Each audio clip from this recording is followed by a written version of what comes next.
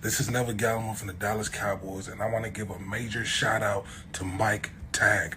Keep bringing the hype to the Cowboys Nation. We love and appreciate it. Now, can you dig it? Let's get it. What's up, Cowboys Nation?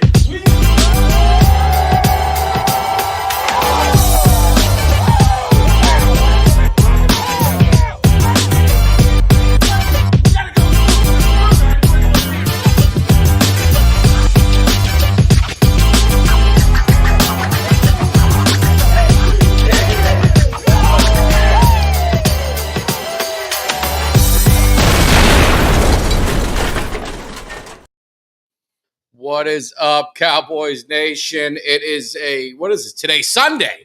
And the only thing standing in between me and some yard work is this show. So let's kind of drag this thing out about 3 or 4 hours. Then I could say it's a little too hot. I'm going to go chill out by the pool after a very long day of college football. Now, it started a little earlier, right? So you had Florida losing to Utah on Thursday. That was nice. Friday, my Canes dominated, which we loved. But now we got LSU going up against Knowles. So it's going to be, it's one of those things I'm torn, to be honest with you, because you want the ACC to do good because it helps Miami after we beat the Knowles later in the season. But I don't like the Knowles. I'm not a big fan of their fans. There are a few that I do like Jay Tuck, but I don't like to hear their noise. So it'd be nice to shut them up a little bit. So wouldn't mind that either. So, and then, definitely talking about Dion, we're going to get into that. We're definitely going to get into that a little bit. So it was a good day of college football. Now, one concern I have is my man Kelly K9, my partner in crime, my comrade in Cowboys Nation. I woke up to find out that his Texas Tech Raiders lost to Wyoming, and I think it was triple overtime after being up 17-0 in the first quarter. He was probably getting a little excited. And I don't know what the hell happened. So hopefully we're going to have to find that out. He was tempted to come on the show, but maybe he's changed his mind because I haven't heard or seen anything from him on Twitter. So hopefully he's doing all right. It's just one game, got a long season ahead. So let's see what happens. But talking about, we're going to get in a lot of Cowboys. Again, my Sundays, man, we're laid back. We're just going to mix it up. We're just going to, kind of relax. But let's start with Prime. He's a former Cowboy. He goes to Colorado. Might need a welfare check on K9. We need somebody who knows him. Just make sure he's okay. I saw my man Fred. I think your team lost a close one to Houston, if I saw right. But and good morning, Aaron. Good morning, Ultra. Yeah, it's one game. But what I'll say on that one game is they played pretty damn good. And they went up against a TCU team that was ranked. Now, let's make no mistake about it. Colorado won one game. He rehauled that whole program. I think they only had 3 starters that returned. Everyone else left. He brought in all new guys. I mean, and for him to do what he did on the road, 20-point underdogs. I mean, let's just be honest. 20-point underdogs. They had no business being into that game, but it's something. And I wanted to play a clip with Michael Irvin. I don't know if you guys saw him on college pregame on Fox. So good to see him back on TV. But he said something, and it's kind of something like, I feel with the Cowboys, and I feel with Dak Prescott, and you feel with some of the things going on there. So I want to play this clip with Michael Irvin. If you didn't see it, here's what he's got to say. He's talking about pressure. And if he was talking to this Colorado team, giving them a pregame speech, this is what he'd be telling them. But I don't know your guys' opinion. I think this is a message for our Cowboys too.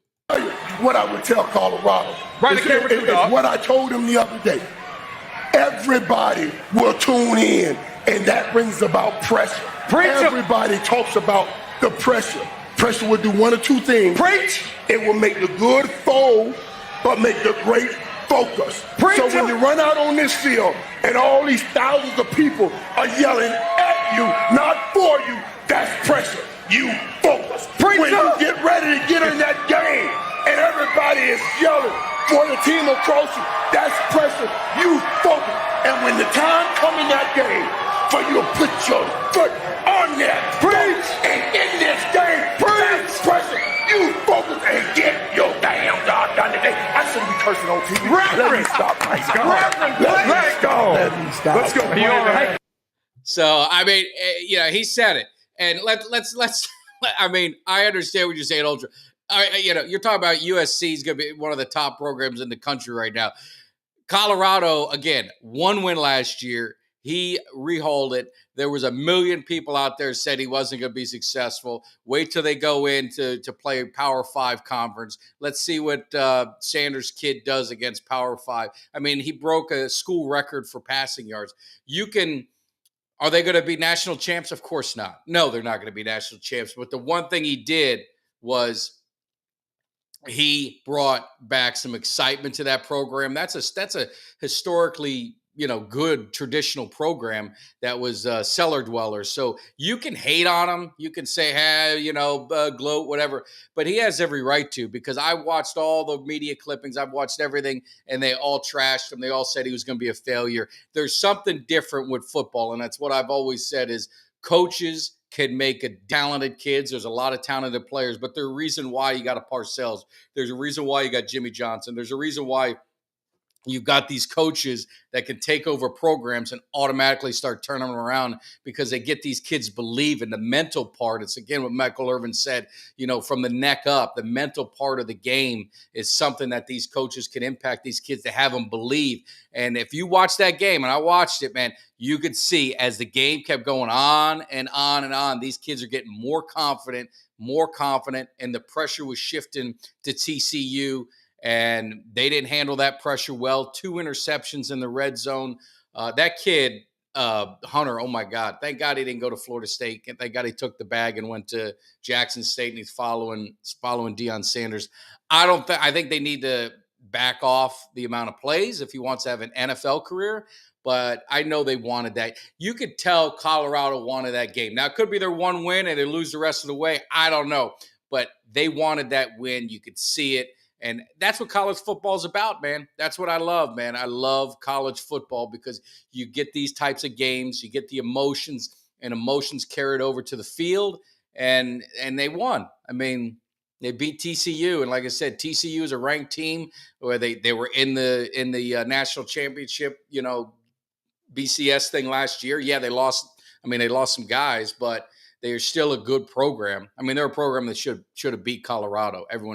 Everyone said it. No one thought Deion was going to win. So that's just that's good for him. I wish him well. I think he's doing good things for college football. So definitely was fun about that, and it was good to see. So what else in college football was cool to see? Obviously, I said Utah beating Florida. Florida looks bad. I don't know what's going to happen with them. We'll see what happens, but. No, they didn't roll over, man. They did not roll over, and I didn't see the Clemson, so I don't know much about Barrett Carter. But McCain's will be playing Clemson. I'll be there at Hard Rock, so we will see. Deion will always be trash. Yeah, vacation in the military, and he denied my request for an autograph. Yeah, I mean, those things are tough. Those things are tough because you give a good example. Ultra is sometimes you meet these guys, sometimes you run into them in private settings. And if you got a bad experience with them, they had a bad day, they're with their family, they don't want to be bothered, whatever it is, they're human. It leaves a bad impression. It leaves a bad impression on you.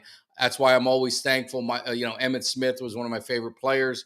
I've met him in public settings, also met him in a private setting, just at the airport, ran into him.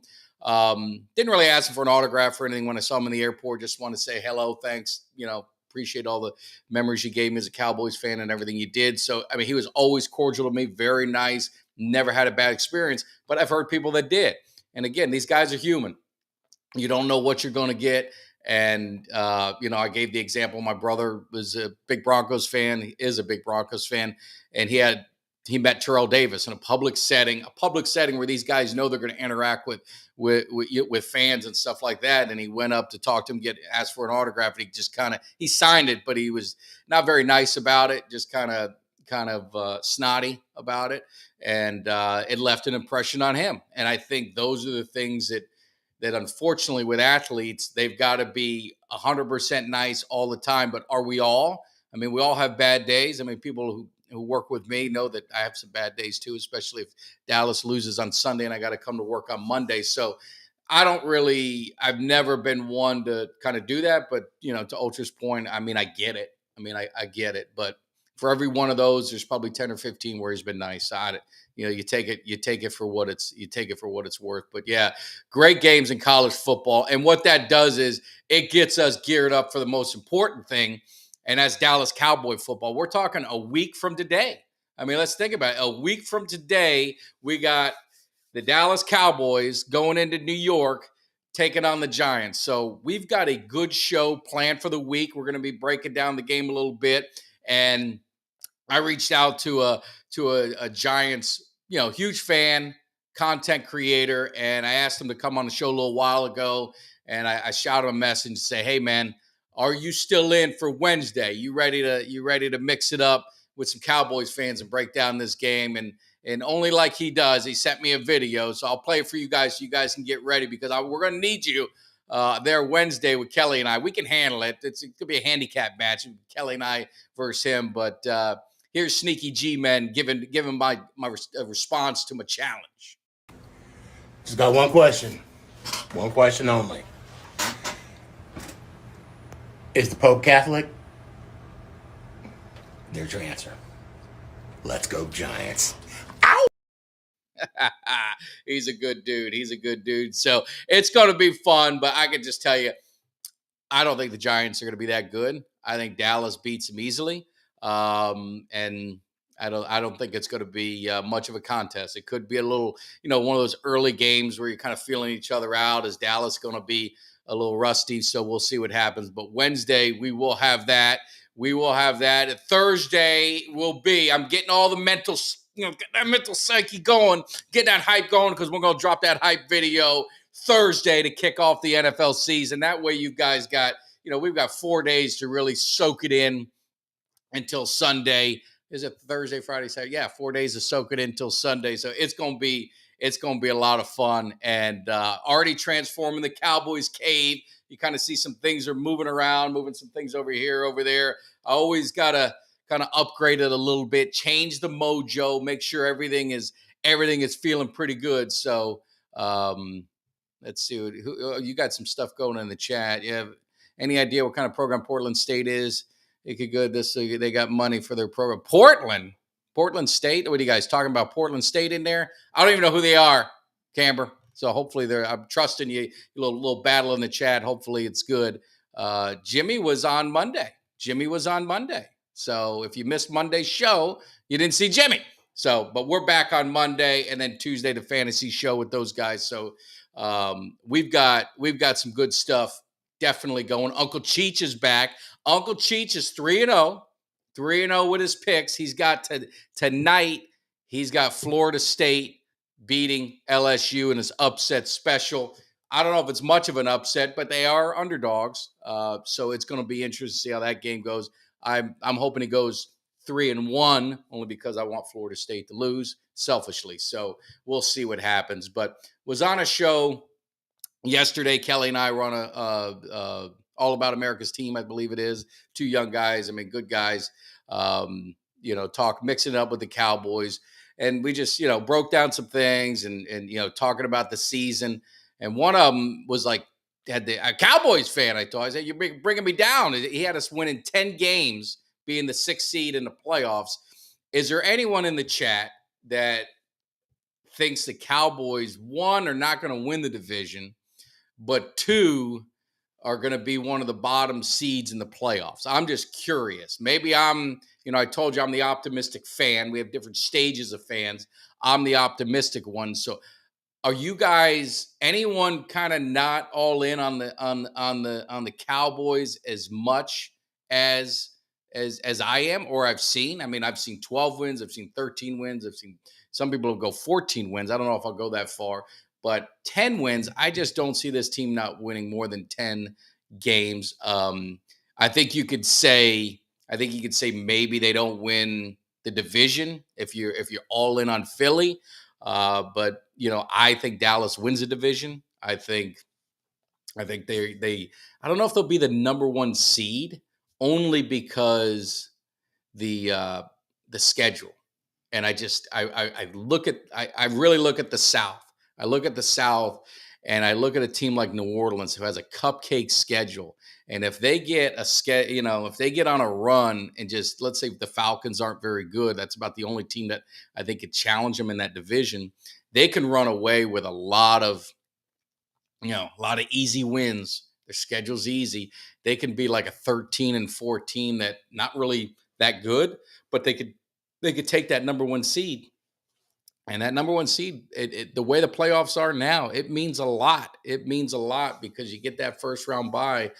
You only got 2 games that you got to win to get to the Super Bowl. You don't need that extra game. So it's going to be interesting. Yeah, playoff Dak. We've talked about that, and it's really playoff Dak against the 49ers, and because he's played well every other game. I mean, tell me if he hasn't, please. But I think he's played well in every other playoff game, even the losses. He's played well. It was the defense that kind of, let him down a little bit there. So definitely, I look at that October 8th on my birthday, of course, Dallas at San Francisco. I think that game does so much for this team mentally.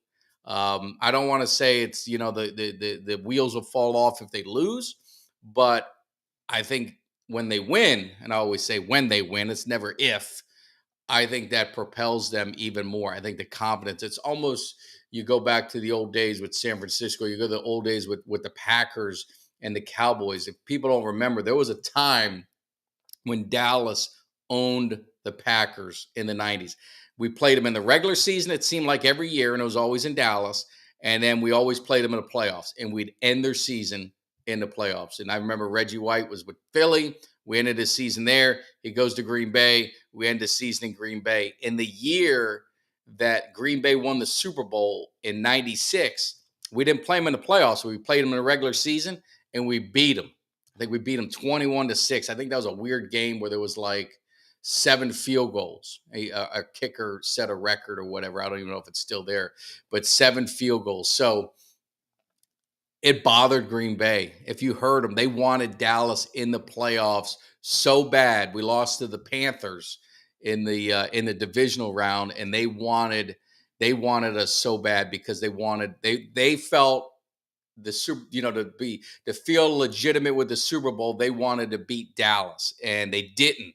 And then we played them the next year, and they beat the hell out of us. We ended up going to Lambeau, and they beat the dog crap out of like 45 to something. I think that might have been the game that ended Switzer's run. I think that either might have been, or it definitely did him in if it didn't end it there. But it's one of those psyche games. So I think that game, just mark it on the calendar. I know all Cowboy fans do.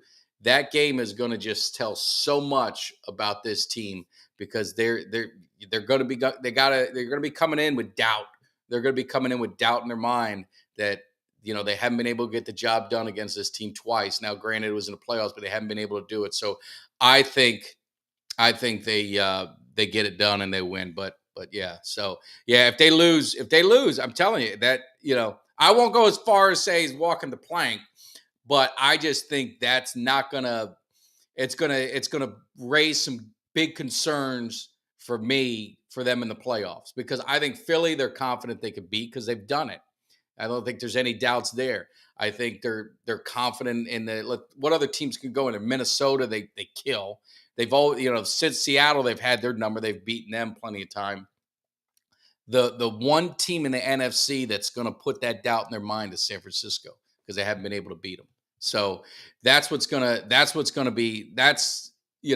the test for me, is if you watch it. So it's going to be very interesting to see what happens. Let's see what's going on. Anything else exciting in the chat?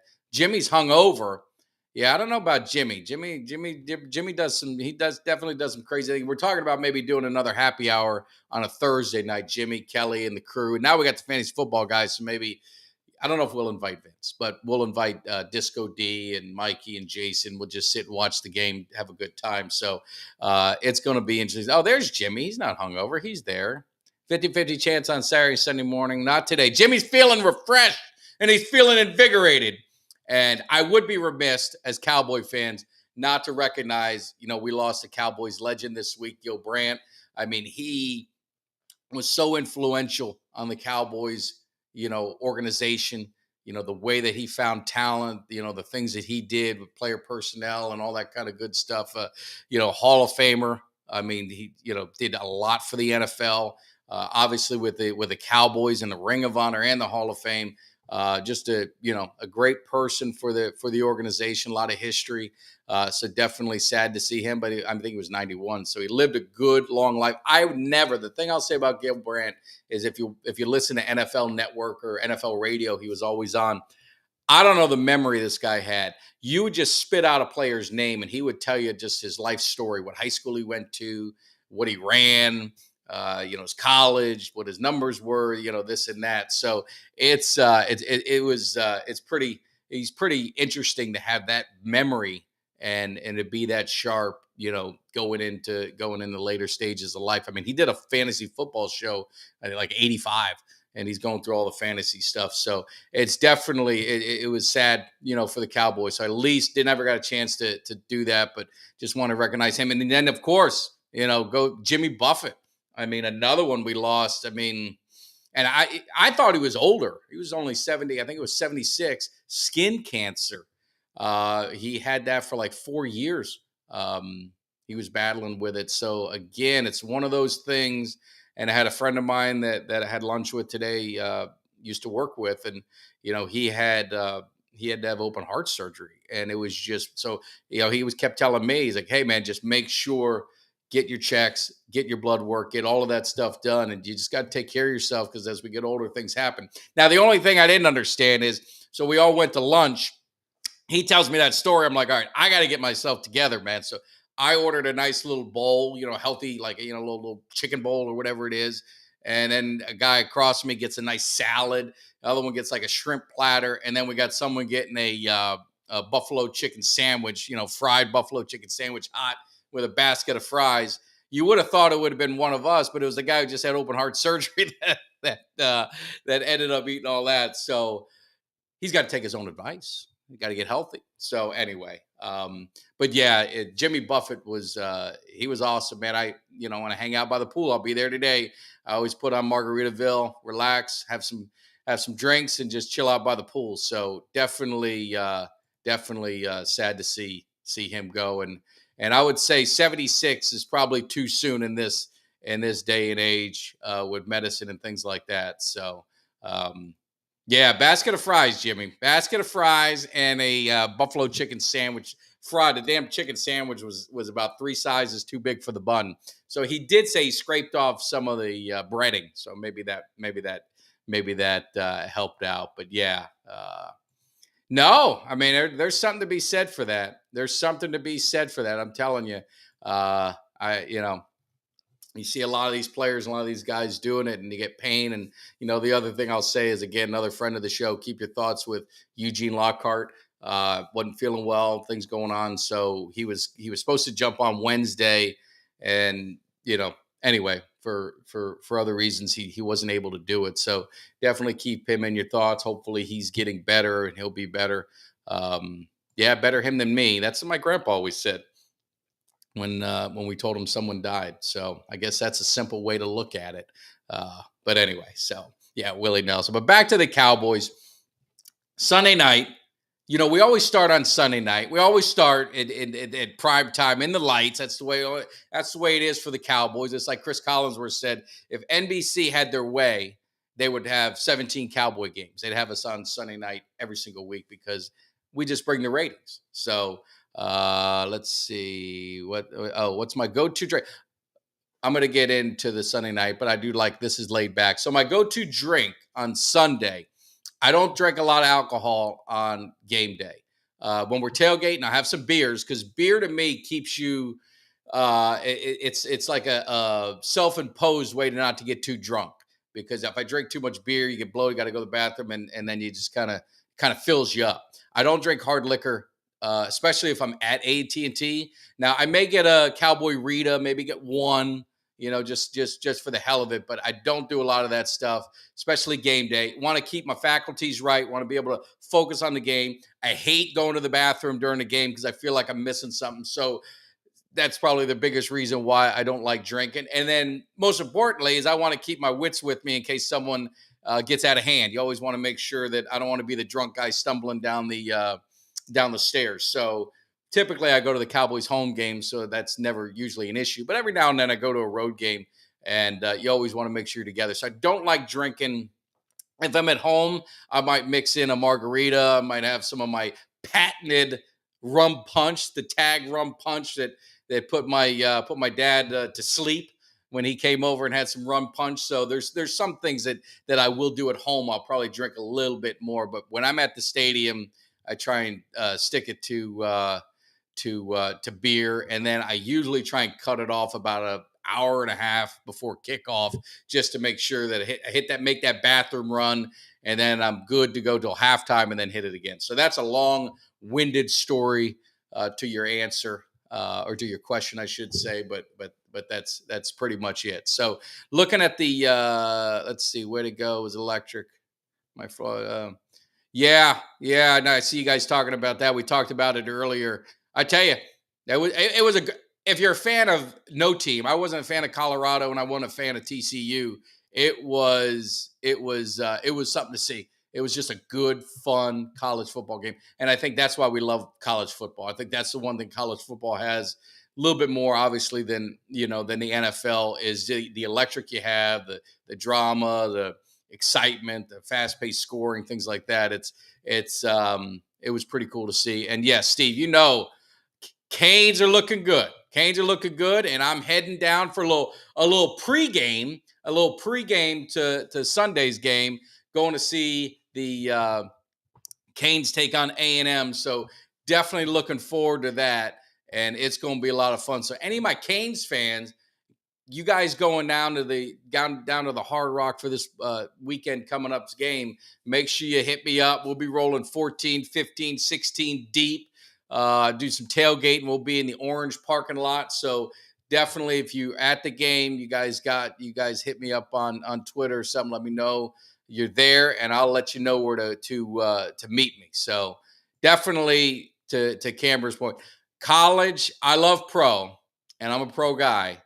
But there is nothing better than going to a big college game. I mean, I don't want to go see Miami play Temple. That's not very fun. But you're talking Miami, Florida State, Miami, Florida. I went to A&M Miami in A&M last year. That was probably one of the best college atmospheres I've ever been a part of. Just the tradition, the noise, the passion, everything that goes with it. The NFL just can't really touch it. I think a lot of it has to do with maybe college may change, but as the money gets going. But NFL, man, it's expensive to go to a game. I mean, I budget for a year saving money each week, putting all my Cameo money away so I can go to the games, because it gets expensive. It is expensive to go to an NFL football game. It's going to be interesting. It's going to be a lot of fun. So yeah, football season is finally here, and like I said, check us out Monday, Tuesday. If you guys got your fantasy teams, I got a fantasy draft tonight. I got one on Wednesday.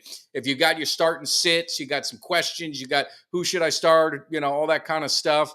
Waiver wire after week one. The guys on Tuesday, they do a great job. They're a lot of fun. A lot of shenanigans, as Swaggy J said.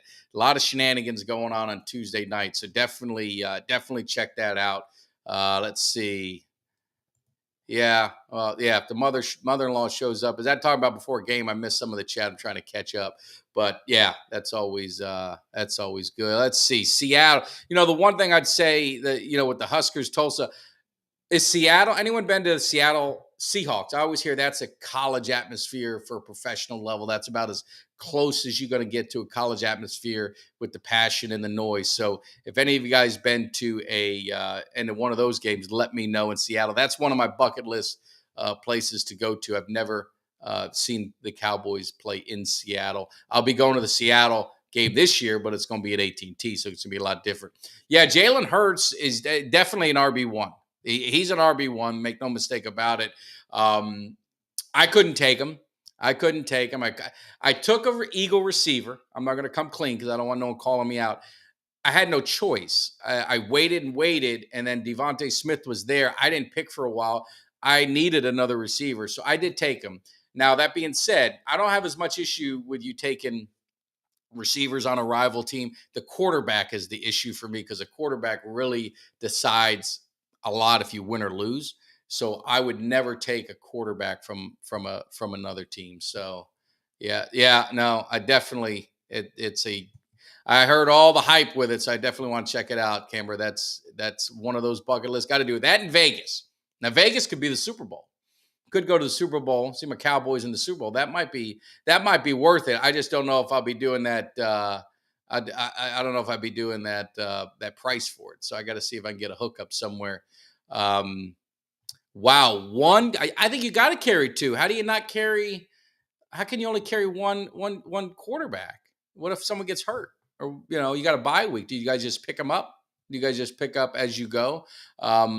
We carry two. We don't even have a limit. You can grab three. So one of the things you could do, and we've done it in one of my leagues, is you always get that one guy that you get that run of quarterbacks. If you're in a 12-team league, so you get 11 quarterbacks going, and the guy's like, I'll just get a quarterback later because everyone else will draft everything else, and I'll get the 12th best quarterback. Which after you get about 3 to 12, there's really not a whole lot of difference.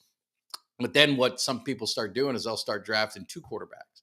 And they screw the one guy to where he ends up with like Chris Chandler starting for him, someone like that. I don't even know a crappy quarterback. Brock Purdy, a crappy quarterback now. So you end up screwing you, so you can't get a good quarterback. So, but yeah, so definitely. What else we got? What else we got? Yeah. Jimmy's right. Tuesday's good. We got a Cowboy hater on there. It gets a little loud, but we're going to. You guys just have to shut them up. And the way to do it is to get these Cowboys going. So let's see what else we got. Usually pick up a guy at quarterback, see who plays well. Yeah, I mean, for us, most of our leagues, our quarterbacks are gone. There's no quarterbacks. You got like just crap. You just got crap. So yeah, Purdy did Purdy beat Dak? I mean, that's the whole thing is you look at it. And there's so much on, did Purdy beat Dak or did the San Francisco defense beat Dak? Because I don't think Purdy did anything against our defense. They had one play, and the one play was Kittle. And, I mean, it was a tip. I wish my man Diggs just would have laid him out, but I think sometimes these guys have in the back of their mind the fines. And if he would have hit him, he probably would have got a penalty anyway, as stupid as that sounds. So, again, with quarterbacks, they get too much of the credit and too much of the blame. And it's always head to head. I know, I understand. So yeah, Purdy beat Dak. Does that make him better than him? I mean, I don't think so. I still think Dak's a better quarterback. And I got a steak dinner on it with my man Malik Rozier. So I'm confident that Dak is the better quarterback. So I don't really worry about head to head, because if that's true, Cooper Rush is better than Joe Burrow, because Cooper Rush beat him last season in a regular season game, healthy. And did Cooper Rush beat Burrow, or did the Dallas defense beat Burrow? So again, take it for what it's worth. I don't really get into all that kind of stuff, and so that's kind of what happens. So anyway, let's see. Spread 3 points in Vegas. The thing that you got to look at Vegas too is Vegas is trying to, they're trying to get people to jump on sides and split the money. So 3.5, you home. That's Dallas is on the road, so you're looking at a touchdown favorite. Rivalry game, opening weekend. A lot of people are going to look and say, well, Dallas didn't play any of their guys in preseason. Look how they looked last year. Last year, they didn't have none of their starters play, and they didn't look that great early on. Looked terrible, really. They lost. But Vegas is Vegas. Vegas also had Colorado's 20-point underdogs and how'd that work out? So, but usually they're right. That's why I don't gamble. I don't bet against them. But if they've got a road team as a favorite, they're pretty confident the road team's going to win. Just my opinion. Maybe the Giants are better than I think. I'm just telling you, for me, I just don't believe in Daniel Jones. I don't think he's a good quarterback. He always looked scared. He always looked lost. He looked, and I could be proven dead wrong. I'm just going by what these eyes see. And I don't think they have receivers that match up against our secondary. Saquon Barkley's a good running back, really good running back. He's never really done much against Dallas. He's always had like one kind of game, one run in a game or something like that. But we've contained him pretty well. Correct me if I'm wrong. Again, you guys can Google real fast. I don't have time to do that. I'm just going off my memory. But I don't recall Barkley ever having this huge game against Dallas. Dak is, 10-2 against him. I think he's won 10 in a row. So you have a lot of that going into it. I think the Giants got lightning in a bottle last year. I think the schedule helped them. They had a lot of close games. I think the schedule helped them. I don't think they're as good as people think. So I think it's an easy win. Maybe it's kind of closer than it needs to be because they're rusty or whatever it is. So I just think it's just one of those things that just kind of it'll play itself out. But I think Dallas beats them earlier. So any concerns? Yeah, that's that. Camber, and I know you've talked about it. We've all kind of talked about it. On all our shows is should they play? I've always been a fan of play your guys. If Patrick Mahomes can play in preseason, I think anyone can play in preseason. I mean, you're talking about the best quarterback in the NFL by far. So I think they should. They didn't. None of them did. So I think it's one of those things is either you play them all or play none. And they chose play none. I wouldn't have played CD with Cooper Rush quarterback or Pollard in there. But you know what I mean? It's just one of those things. That's what I would do. But I think they should have, and it's gonna show. It's gonna show Sunday night. If we come out flat, if we come out looking like crap, that's it's gonna come back to it. But if they come out sharp, and we've seen both of it, right? We've seen the both against the Buccaneers. We saw Dak coming off a big injury, didn't play any preseason, comes out. I was at the game and just absolutely lit it up. They lost, but he lit it up. Offense didn't miss a beat. I mean, you look like they played every preseason game, full games. They were in such rhythm. And then you saw last year, they looked terrible. And I was at that game too, and they just looked like garbage. So I think you've seen both sides of it. I got to trust McCarthy. I got to trust that he knows what he's doing, and these guys are getting enough practice and enough stuff going on. They're going against the best defense in the NFL. They're going up against them every single day. So that's got to make you better, right? They always say iron sharpens iron. That's the thing that people like a lot to say. But they're going up against the top defense. They're going against top secondary. I think our secondary is, if not the best, I think it's definitely top 2, top 3 in the NFL with our cornerbacks and our depth. And that's the thing that people got to understand is I know you want to anoint Philly and this and that. I mean, we dropped 40 on them when we were healthy. They didn't have Hurts. They beat us. We didn't have Dak. So I think, let's say we're pretty close. They lost a lot of guys. They lost, I think five guys on defense. They lost both their coordinators. We didn't really lose anyone. I mean, we picked up Gilmore. You picked up Cooks. So we added. They lost. So I that's why I think Dallas is gonna unseat them and win the NFC East. They lost a lot. They're hoping, right? It's hope.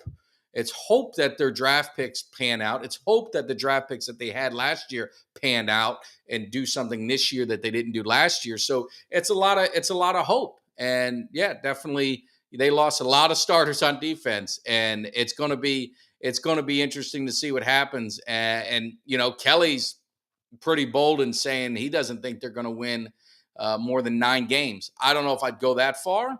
I think a lot of it has to do with Hurts. Hurts caught a lot of people by surprise last year, played really well. Can't take anything away from him. Got a lot of weapons. That never hurts. No pun intended. But can he replicate that? Can he stay healthy? He runs the ball a lot. And we've seen the running quarterbacks eventually, all it takes is one good hit. And, you know, he got hurt last year. It was his shoulder. So he missed a couple games last year. You take those hits, it can do a number on you. Look at the running backs. I mean, look at the running backs in the NFL now, and what's their shelf life. So there's definitely something to look at with that. So it's going to be interesting to see what happens. You know, like I said, big games tonight. We got FSU and the Noles. I don't know who you guys got winning. I got LSU winning. You guys let me know in the chat if you're pulling for one of these two teams. It's going to be interesting to see how this plays out. You know, the Noles, everyone talking in Florida, I mean, they're ready to go, and everyone's excited about them and this and that. But LSU, a lot of people are high on LSU and what Kelly's doing over there. So it's a good way to wrap up football. And then the other good thing is I kind of teased it, but we got Hollywood Henderson coming in the cave on Wednesday. So I'm excited for that. He's a character, and he was voted, you know, number one or top 100 characters in NFL history. He didn't mince his words. I mean, he famously said Terry Bradshaw couldn't spell cat if he gave him the C and the T. So he's one. He was good for self-promotion and all that, you know, naming himself Hollywood. So he's going to be a lot of fun. I'm looking forward to hearing some stories, seeing what he's up to. Definitely listening to see what he thinks of the Cowboys today and where they're at. So that's going to be a lot of fun. It's going to be a long Wednesday for us, though, because we're doing 2 shows. We're going to do 2 separate shows. So the plan is 8 o'clock Eastern. We're going to have Hollywood Henderson in.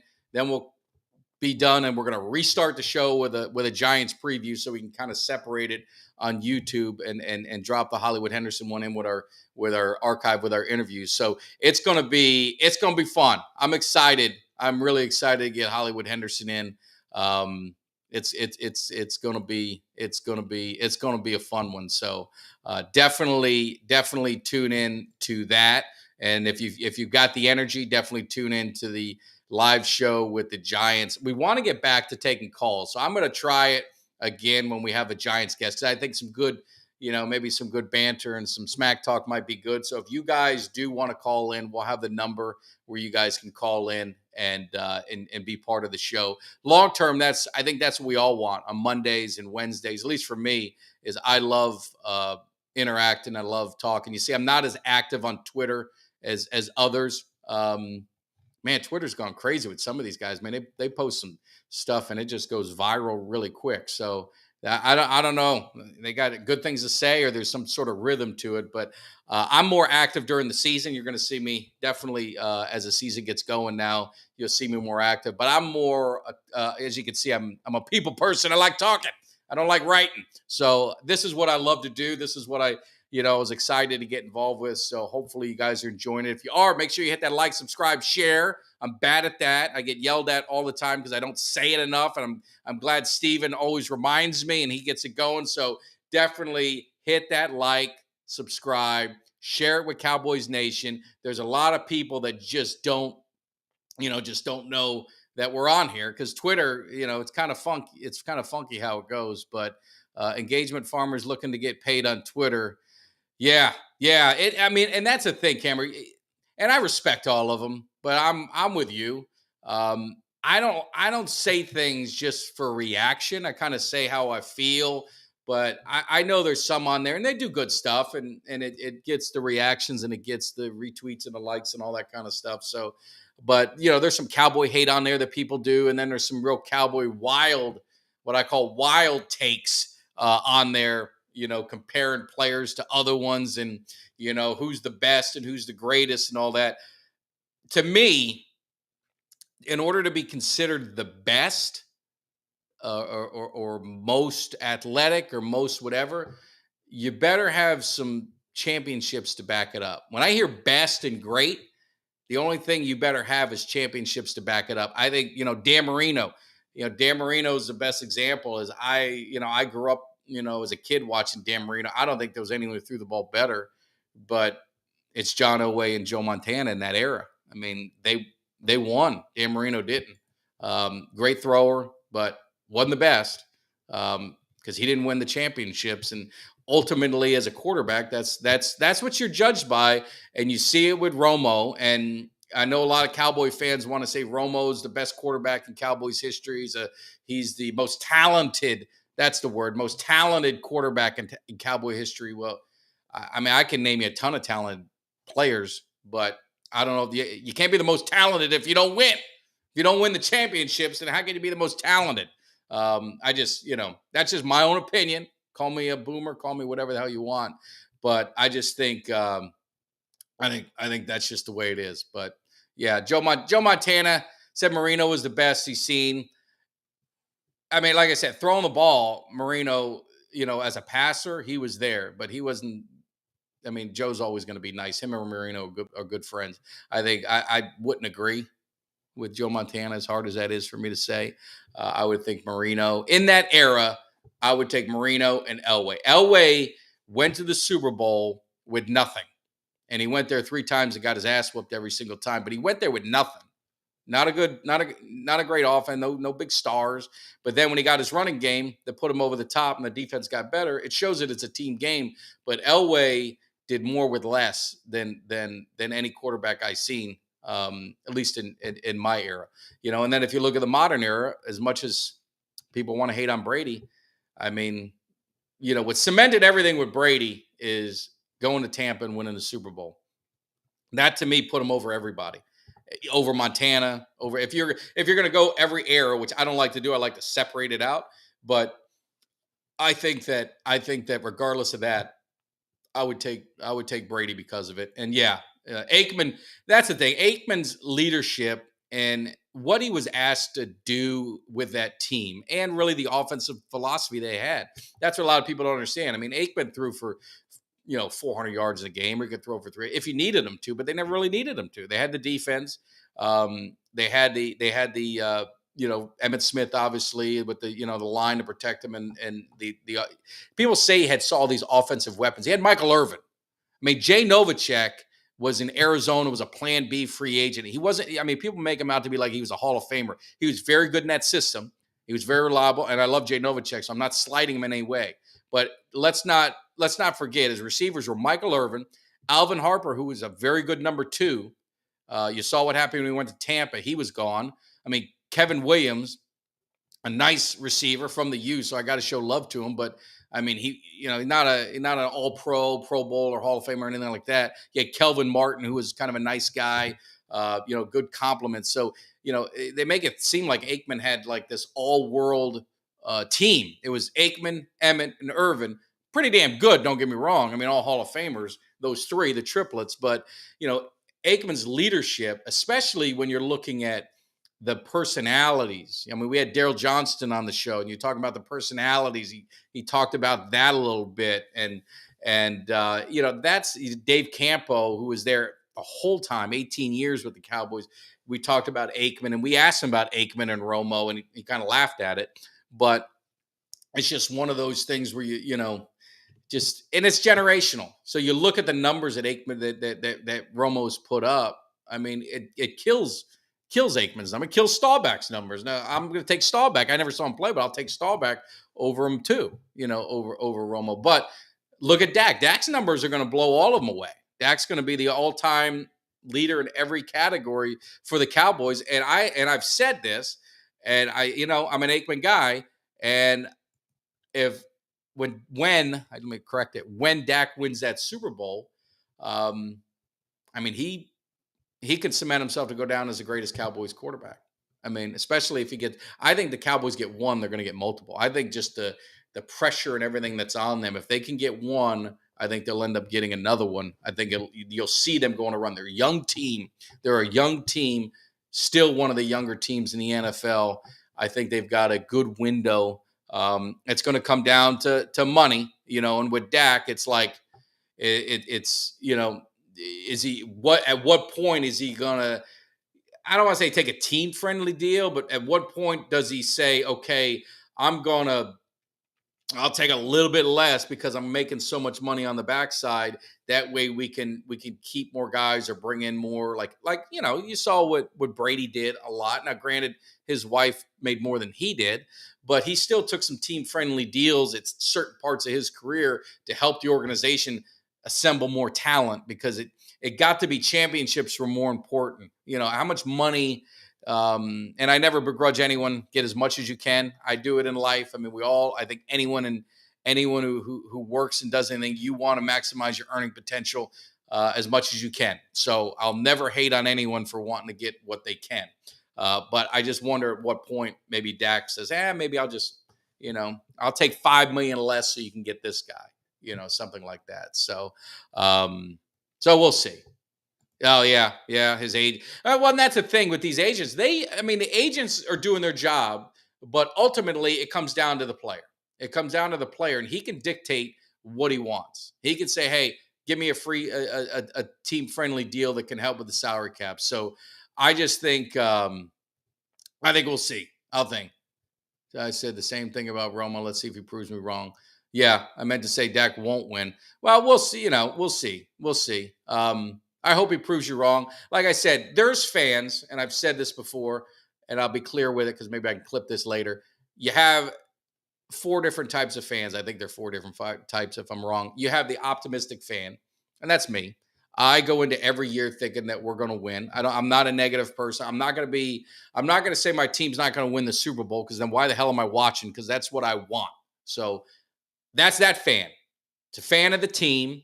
I'm not really a fan of a player. I am a fan of players, but if they leave, oh well. If again, you have the whole Trey Lance thing. If Dak Prescott left tomorrow, I'm still a Cowboys fan. If I was a fan before Dak Prescott, I was a fan before Romo, I was a fan before Aikman, I was a fan before Jerry Jones. So whatever happens, I'm still going to be a fan. So you have that fan. Then you have the fan that's going to be negative, but they're not going to say it a lot. They're just going to kind of just slowly put stuff out there. That way, if they're right, they can pile on. But if not, then they jump to the other side. We kind of call them bandwagon fans sometimes. When things are going good, they jump on. Then you have your totally negative fan that is just going to bash the team, because the percentages of winning the Super Bowl, it's 1 in 32. So if you bash the team and just say they're never going to win, they're never going to win, they're never going to win, I hate this, I hate that, I hate that, odds are by the end of the year you could say, see, I told you so. I told you we weren't going to win. So you have that fan that's a just all negative fan, which I don't know why you'd be a fan if you're that. And then you just have your quiet fans that just kind of watch the game. That probably, there's some that are like that just say, they enjoy it for their entertainment value. They live in Texas. They, they're probably their husband or wife is a fan, so they go with it. So those are the kind of fans, that you have. And Dallas has all of them. And most teams have all of them.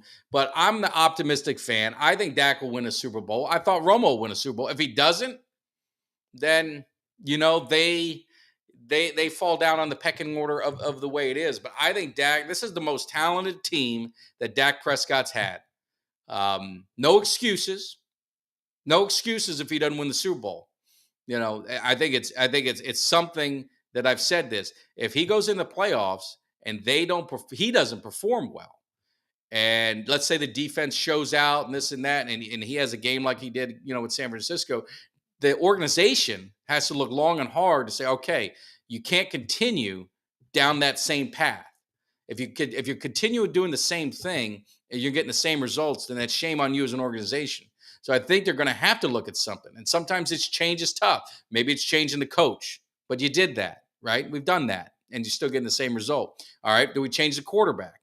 I mean, they got Trey Lance. I'm not saying he's the answer, but you understand what this, that's why I credit them for doing something, because they don't have any other, they never had any other options. Maybe with Trey Lance they do, maybe they don't. I don't know. I mean, he was a top 3 pick. San Francisco traded 3 first-round draft picks to move up to get him. We all think Shanahan is a pretty good offensive-minded guy. John Lynch has been looked at as one of the best GMs, right? He won the awards, and everyone marvels at what San Francisco does as an organization. So that is what's going to happen. So, I mean, you can't continue to go down that path if you're trying to chase the Super Bowl. Something's going to have to change if they don't get the results this year. Now, I think we're going to get the results. I am not even worried about it, but I definitely think that that something is going to happen. Now, it might be, well received. It may be maybe hate, whatever it is. But there is no reason for this team. 13 first-round picks on the roster. I mean, there's no reason. Yeah, I mean, Dak struggled against the 49ers. That's the way it is. And Jimmy, I know Jimmy the type of, he don't want to change. He likes who, and I like who you are too. I like who you are too, Jimmy. I want to see my Cowboys win a Super Bowl again. And I know damn well you want to see your Falcons win a Super Bowl. So definitely it. And hey, I appreciate it. I don't think I've seen you in the chat since this Dallas Cowboys. So if you're new, I appreciate you tuning in. Make sure you hit that subscribe, and I'm on here all the time. So I definitely love interacting with all of you guys. So, and I appreciate it, Aaron. So, all right. No, he's with Ultra. Oh, he's not with me. All right. Well, Ultra, I think kind of agrees with what I said. I think he agrees with what I said. So, with Ghost. And I think, that's why I said it, 2 bottles of wine last night. Yeah, I'd be seeing it too. That's why I said is that game October 8th on my birthday, when we go into San Francisco, it is going to be something. And that's why I'm going to the game October 1st and going to see the return of Zeke. And it looks different. He looks good in the red, white, and blue New England. I will say that he looks better in Cowboys, but I'm going to be seeing, and I don't know if we win that game because I think we're looking far ahead. I think we're looking ahead to San Francisco. I think all eyes are on that, and I think they're going to stumble against New England. Now I'm going there, so we better win. I don't want to go back and see us lose, but it's going to be interesting. And can you see Zeke win and comeback player of the year? And I say that because he wasn't hurt, but a lot of people shit on him. A lot of people have been down on him. It would make me so happy to see him resurrect his career in New England. Now, I don't want to see him do it against Dallas, but I love Zeke. He's one of my favorite players. I've got the opportunity to meet his mother, his grandmother. I mean, just an unbelievable family. You want good things to happen to good people, and I'm hoping nothing but the best for Zeke. I hope he has a monster year for New England. Maybe, and when I mean monster year for him is getting that yards per carry up, but he can be an impact because he did something that we got to replace, and that's the grinded out dirty yards. And hopefully Lipke, hopefully Rico, one of these guys can pick that up. So if it works, I'll be happy. But I love Zeke, so I'm pulling for him. Just not going to be pulling for him October 1st. It was just like when I saw Emmitt Smith. He's not on Emmitt Smith's level to me, but when I saw Emmitt Smith and Roy Williams, I think he broke did something with his shoulder, collarbone, did something. And I was happy he was okay, but it did mind me that we got it. All right. I agree. 90%. All right, good. Well, hey, I'll take that with Ultra. If he agrees with me 90% of the time, I'm doing something right, because Ultra is hard to please. He's that fan that he's hard on his team. He's tough. He's a tough love. He's old school. He's got to be military. He's got to be, he's got to be one of those guys. It's, those fathers that never want to say they love you. They're not, but one day they do. And it's the greatest feeling as a kid that you hear that your father finally shows that you earned his respect, and that's the way Ultra is. I've never met him. I could be dead wrong, but that's just when I see Ultra in the comments and I see what he says and I read everything that he does. That's the perception I get of Ultra, and there's nothing wrong with that. Like I said, you need to have every fan. He's going to be one that is going to keep some of the fans in check, and he's going to be one of those to kind of, hey, pump the brakes on this. So you need to have balance. You got to have balance in your fan base, and I think Ultra gives some balance. Yeah, he's cleaned up. He looks good. I wish he looked like that with us. I was not a huge fan of the the wild hair and the nose rings and all that kind of stuff. I think he's back focused, and sometimes a fresh start is what you need, a la Iggy getting, coming over in that Kelvin Joseph trade. Maybe, he's a first round talent. Maybe there's something there. Maybe there's something Quinn can get out of him. A fresh start for him, a fresh start for Kelvin Joseph. Maybe it's going to be a win-win. Trey Lance, he's got talent. Like we said, he's got talent. Maybe a fresh start, getting with McCarthy. Maybe that's something he needs. Yep. See, there's my tough love with Ultra. He's going to tell me Zeke is washed. So I said that he has that. A comeback player means he had a bad year and he resurrects himself. That's what I'm trying to hope. So we'll see what happens. And the Yankees are on fire. Yeah, too late for that. I think Jimmy will tell you that. It's all done. Let's see. Wear the hype shirt and we won't lose. Absolutely. I'll take care of that. You know that. And I hope we don't miss Zeke's pass blocking. That's another one. Now Lipke, I saw it, but yeah, I've seen Pollard. Not hoping for that. I love Deuce Vaughn, but I don't think he's going to be enough pass protection. Rico, you didn't see a lot, so we'll see. And yeah, he was wrong on Tolbert too. But the thing is, with Zeke, he's getting older, getting a little beat up, getting a little long in the tooth. Tolbert's young, but we'll see. We'll see what happens. But yeah, not against us. We don't want to see that. I'm catching up on the chat. Sorry, I'm trying to get everything. And I saw something. Someone asked me something. Thought I saw someone ask something, but I might have missed it. Just trying to see. Yeah, I might have missed it. But anyway, so I appreciate, all of the love with the channel. It's, again, we have a lot of fun, a lot of good things. My wife is in Vegas. I told her to throw a few bucks on Dallas for me winning the Super Bowl. So I'm here all day. Like I said, this is the in between me and going out in that hot sun to do some yard work because I got to finish up some stuff. So I'm trying to drag this out, be entertaining as long as I can, and mix it up with everyone in the chat. And again, I appreciate all the support. Make sure you hit that like, subscribe, share, all that kind of good stuff. So it's gonna be fun. This football season is starting, and I'm loving it. And it's just, this is the time of year I want. Like I said, yesterday I was working in the cave. I kind of, you'll see in the hype video, you kind of see behind me, I changed some stuff around. That's my Super Bowl MVP, photo signed by all the Super Bowl MVPs. I'm hoping that's going to be outdated and we have to, maybe someone else is going to have to go up there and have to get a different one or maybe a separate piece or something like that. So hopefully we got a new mojo, new vibes, new all that stuff. Winston, appreciate you stopping in the cave, man. And definitely Monday, Tuesday, Wednesday, we're every night. But Tuesday's a fantasy football. Monday, Jimmy D and I, we're going to be breaking down all the games. We're going to be talking about the whole NFL slate of games. Wednesday, double dipping. Hollywood Henderson. You're talking about Hollywood Henderson, number 56 linebacker. I need to see if I can get Eugene, if he's feeling better. It'd be good to get those two mixing it up. 256s for the Cowboys, talking some linebacker talk. I don't think you can get much better than those two linebackers talking football and then talking about the Cowboys. It's gonna be a lot of fun. So yeah, I appreciate you're new, man. I love seeing new people in there. So definitely, if you're new, give me a shout out. I appreciate it. And I said, if you're new, I've sent out some shirts. One of my guys gave me a wrong address, so I had to resend it.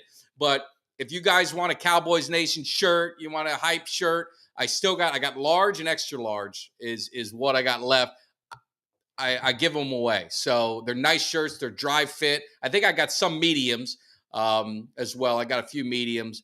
So if any of you guys want one, all you got to do is message me on Twitter, message me on Instagram, whatever you want to do, and let me know. I will mail it out free of charge. They're dry fit. They're not no cheap shirt. They're good shirts. I had a buddy of mine make a bunch of them for me, so I still had some that I was giving them away at the games and stuff when I met people. So I do still have some of those left. So if any of you guys want one, I'm happy to send it out, man. Just hit me up and I will do it. And I agree. I agree with let's see. I saw Ultras, him and Camber talking, and that's the thing I'll say. When Ultra's wrong about something, unlike some of that fan base where they're gonna go, some people will go to their grave with Jalen Tolbert stinks, or they're gonna go to the grave with Dak Prescott. Whether Dak Prescott throws for 50 touchdowns and no interceptions, they're still gonna say he's a turnover machine.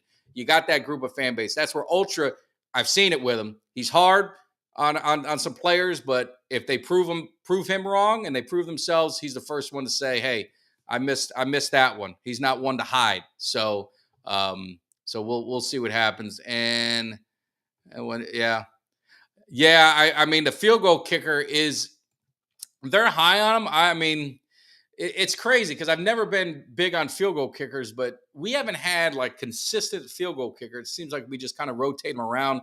I don't know if it's something that they're not in love with any of them. But I remember, like Dan Bailey, we had him for what, 5, 6, 7 years, whatever it was. I don't know why they rotate these guys in, and then they just get some guys, like Aubrey, he was in the USFL. So, I mean, he's been kicking, but it better not come down to that. It better not come down to that. These games come down to field goals. And if you end up, if it comes down to that, it will suck. So anyway, I appreciate it. I got to go get yard work. I've been doing over an hour. I didn't think I would be able to get that far. So you guys have a great Sunday. I appreciate everyone in the chat. We're getting this thing rolling. I wanted to get to 2,000 subscribers, which I'm embarrassed that I'm not over that. I'm just kidding. I want to get to I know I got to earn you guys' love. So if you do enjoy the show, make sure you guys hit that subscribe. Make sure you like it. Make sure you share it. Let Cowboys Nation know this is just a fun place for us to kind of mix it up and talk Cowboys. We've got a lot of good stuff going. I told you, Kelly told me he'd jump on this. He was thinking about jumping on this morning, but I think he's a little upset about the Texas Tech. We're going to take it easy on him next week. I'm not sure he's doing well. They were a 14-point favorite. There's another Vegas one, 14-point favorite, and they lost in triple overtime. So until then, you guys have a great, great Sunday. I appreciate everyone who jumped in, and enjoy it. Enjoy your Labor Day. It's a day for all us hard workers to kind of chill a little bit. You guys enjoy it. We will see you Monday, and that's the week it all gets started. So you guys have a great, great Sunday, and I'll see you then. Now you Eagles get ready, because you might not like it, but you will learn to love it, because we are the best thing going today. Now can you dig it?